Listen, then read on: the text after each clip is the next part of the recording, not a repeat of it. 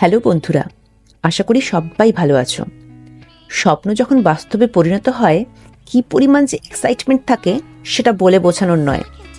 অবশেষে সান্দাকফু যাচ্ছি, তার সাথে ফালুটো।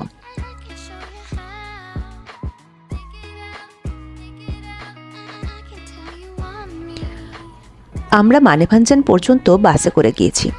বাস প্রতিদিন এনজেপি থেকে 8:30 থেকে 8:45-এর মধ্যে ছাড়ে। ভাড়া 350 টাকা করে। বাসটি মিরিক হয়ে যায়, সময় লাগে মোটামুটি 3 ঘন্টার মতো। আমাদের বাসে সোনাদার কোনো প্যাসেঞ্জার না থাকায় সীমানা বাজার ভিউ পয়েন্ট ক্রস করার পরই পা দিক দিয়ে শর্টকাট নিয়ে নিল। রাস্তাটা একটু স্টিফ হলেও ভিউ কিন্তু খুবই সুন্দর ছিল। ভিউ এনজয় করতে করতে আমরা পৌঁছে গেলাম মানেভাঞ্জান।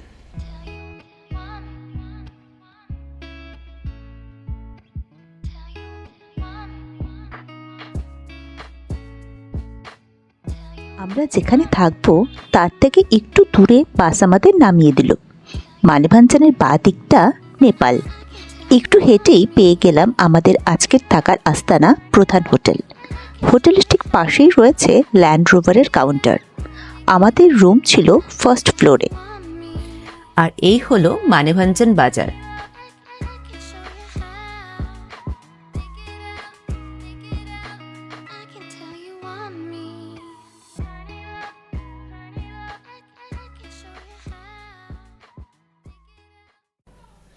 লাঞ্চ করার জন্য নিচে নেমে এলাম।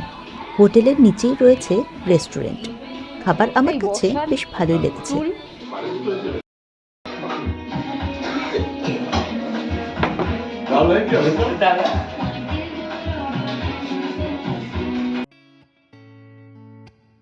খাবার খেয়ে আমরা একটু হাঁটতে বেরোলাম।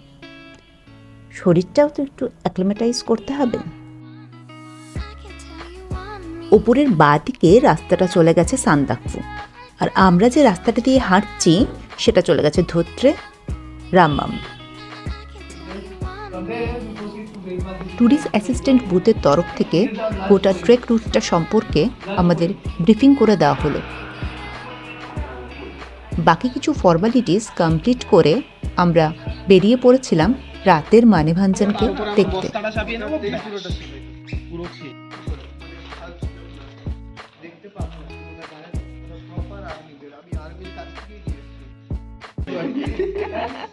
একটু ঘুরে ফিরেই চলে এলাম সোজা ডিনার করতে।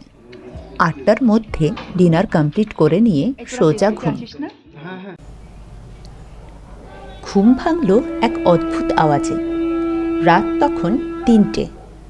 ব্যালকনিতে বেরিয়ে দেখলাম দুজন লোক প্রতিটা দোকানের সামনে গিয়ে মন্ত্র উচ্চারণ করছে আর কি যেন একটা বাজাচ্ছে।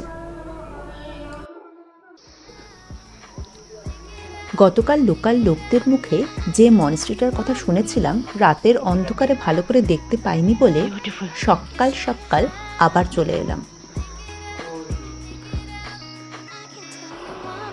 মনস্ট্রির ওপর থেকে এই হলো মানেভাঞ্জানের ভিউ।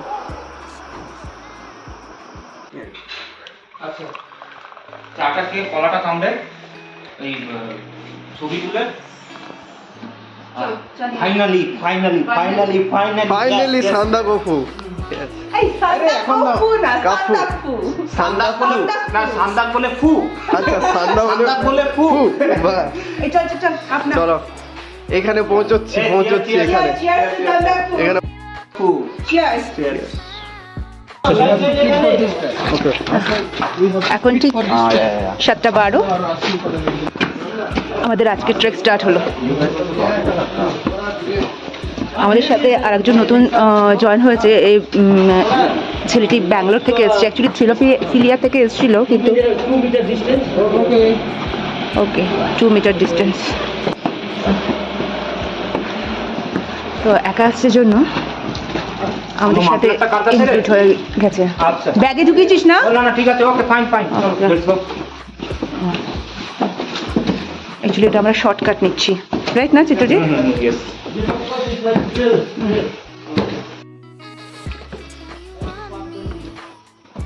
সবার লাস্টে চিত্রজিৎ। হ্যালো চিত্রজিৎ। হ্যালো, দেখো হ্যাঁ দিদি বি কেয়ারফুল।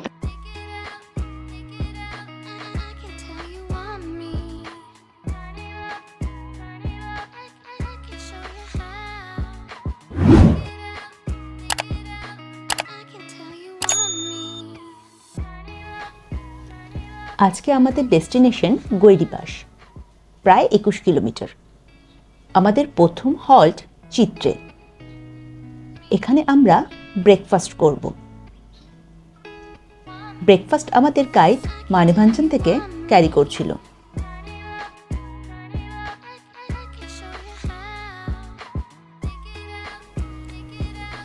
জল রিফিল করে নিয়ে আবার হাঁটা শুরু করা হলো। সান্দাকফু ফালুট এর এই পুরো ট্রিপটা যেহেতু একটা ভিডিওতে কভার করা পসিবল নয়, তাই কয়েকটা পার্টে আসবে। আজকের এই ভিডিওটাতে গৈরিবাস পর্যন্ত কভার করা থাকবে। চিত্রেতে প্রথম কাঞ্চনদার দর্শন পেলাম।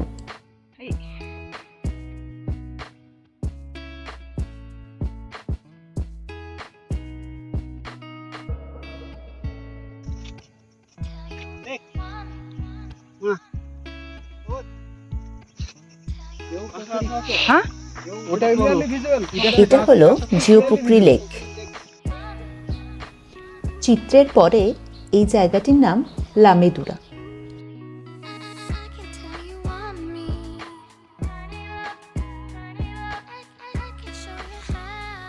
ট্রেক রুটটাতে মাঝে মাঝেই সিঁড়ির ধাপ করা রয়েছে।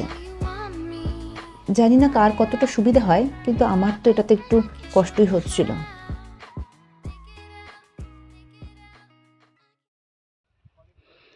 এটা যেটা দেখা যাচ্ছে এটা হচ্ছে ম্যাগমা।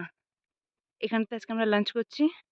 এটার ওপরে এই যে পিকটা রয়েছে এটা টংলু না, রাইট? টংলু। এটা ম্যাগমা থেকে 2 কিলোমিটার টংলু। আর এই দিকে যেটা আছে দিস ওয়ান, রেড যে বাড়িটা রয়েছে, দিস ওয়ান ইজ টুমলিং। আমরা ম্যাগমা থেকে ওটা কি টুমলিং না, ম্যাগমা থেকে টুমলিং যাচ্ছি ডিরেক্ট। টুমলিং এর পরে তারপরে হচ্ছে গৈরিবাস না। আমরা টংলুটা স্কিপ করছি না, টংলু নেই যায় না। হ্যাঁ,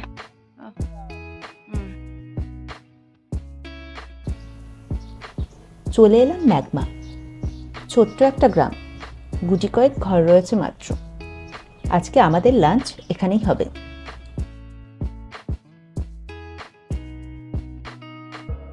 লাঞ্চে কি কি আছে রে? ডাল, সবজি, दाल सब्जी বাঁধাকপি। बांधाकपी मिक्स वेज লাঞ্চ সেরে নিয়ে আমরা সবাই মিলে একটু ম্যাগমা মনেস্ট্রিটা ঘুরে আসার জন্য বেরোলাম।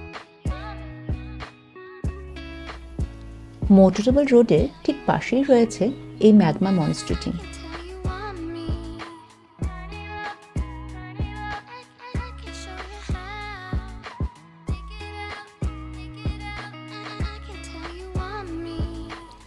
পৌনে 1টা নাগাদ আমরা ম্যাগমা থেকে আবার হাঁটা শুরু করলাম। আমাদের এবার নেক্সট ডেস্টিনেশন হচ্ছে টুমলিং। টংলুকে আমরা বাইপাস করছি। টংলুকে কেন বাইপাস করছি সেটা একটু বলে রাখি।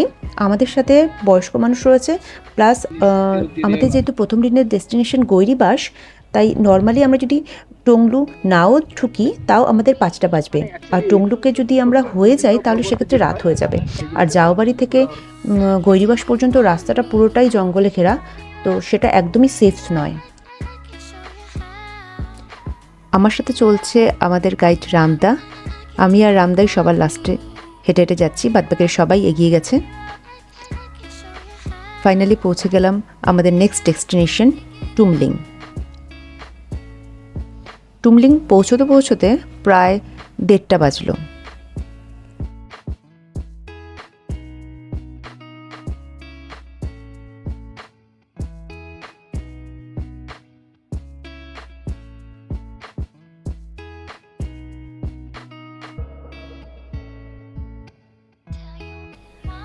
গোটা রাস্তা জুড়ে নেপাল আর ইন্ডিয়ার মধ্যে দিয়ে চলতে চলতে পৌঁছলাম জাওবাড়ি। ঘড়িতে তখন 3টে পার। জাওবাড়ি পৌঁছে ওয়েদারটা আমরা খারাপ পেয়েছি। সবাই মিলে ঠিক করা হলো চা খেতে হবে। চাটা দাও, চাটা দাও। চা আচ্ছা, সবাই চা খাবে তো? হ্যাঁ হ্যাঁ, না না, মানে হ্যাঁ, তার সঙ্গে না আমিও লাল চা। ব্রেড না না, ও আচ্ছা, চা ব্রেড অমলেট হোক না। কি হবে ম্যাগি? মোমো নেই? মোমো নেই, আর ব্ল্যাক।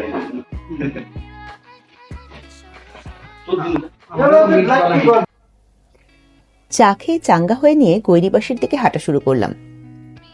ইনি হলেন আমাদের গ্রুপের তপন, 75 ইয়ার্স ওল্ড, মারাত্মক ফিট, ভাবা যায় না। আজ আমাদের টোটাল হাঁটা হলো 19 কিলোমিটার। বিকেল প্রায় 5টা নাগাদ আমরা গৈরিবাসে পৌঁছলাম।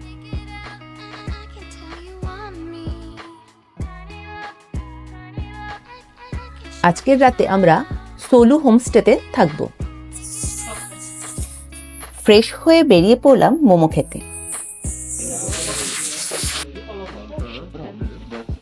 এরপর 8টার মধ্যে আমাদের ডিনার দিয়ে দিয়েছিল। ডিনার খেয়ে নিয়ে সোজা ঘুম। কালকের ডেস্টিনেশন আমাদের সান্দাকফু।